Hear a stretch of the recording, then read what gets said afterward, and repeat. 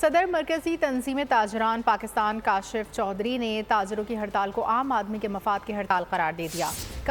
کہا تاجر اور عوام مل کر کچھ مشکلات کا سامنا کریں گے تو ہی حکومت کو سخت پیغام جائے گا۔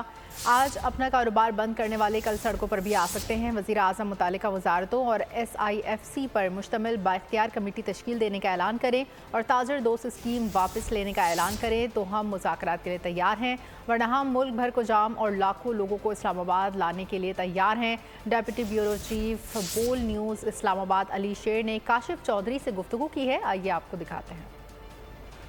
اس وقت میں اسلام آباد میں بلیو ایریا میں موجود ہوں اور اسلام آباد کا بلیو ایریا سپر مارکیٹ، جناح سپر مارکیٹ، F10 مرکز، کراچی کمپنی، پارا سمیت تقریباً تمام چھوٹی بڑی مارکیٹیں جو ہیں وہ تقریباً مکمل بند ہیں۔ اس وقت ہمارے ساتھ مرکزی تنظیم تاجران کے صدر کاشف چودھری صاحب موجود ہیں۔ حکومت نے آٹے کے اوپر ٹیکس لگا دیا جس سے روٹی مہنگی ہوگی، جس سے بریڈ مہنگی ہوگی۔ حکومت نے دوائی پہ ٹیکس لگا دیا جس سے غریب کے لیے جان بچانا مشکل ہو جائے گا۔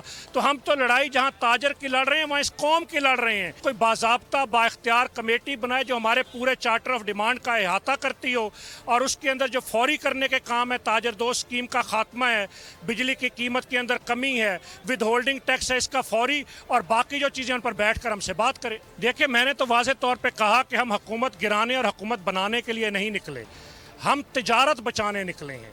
ہم تجارت اس لیے بچانا چاہتے ہیں کہ تجارت چلے گی تو روزگار ملے گا، تجارت چلے گی تو امن آئے گا، تجارت چلے گی تو ٹیکس اکٹھا ہوگا۔ خدا نہ خواستہ تجارت نہ چلی تو بدامنی، لاقانونیت، بے روزگاری، مہنگائی، غربت ہوگی۔ اس لیے ہم اس انارکی سے ملک کو بچانا چاہتے ہیں۔ ہم نہیں چاہتے کہ سری لنکا اور بنگلہ دیش والے حالات ہوں، لیکن حکومت سنجیدہ نہ ہوئی اور ہم نے حالات کو رخ نہ دیا تو پھر ہونے کے واضح خطرات موجود ہیں۔ بالکل ٹھیک، کاشف چودھری صاحب کی گفتگو آپ نے سنی اور ان کا یہ کہنا ہے کہ وہ ہر صورت میں راستہ نکالنا چاہتے ہیں۔ تاجر جو ہے وہ چاہتے ہیں کہ ملک کی تجارت چلے تاکہ ملک چلے، اور یہ جو مسائل ہیں وقتی طور پہ لوگوں کو اس ہڑتال کی بہت شکریہ۔ سبسکرائب کریں اور بیل دبائیں تاکہ کوئی خبر رہ نہ جائے۔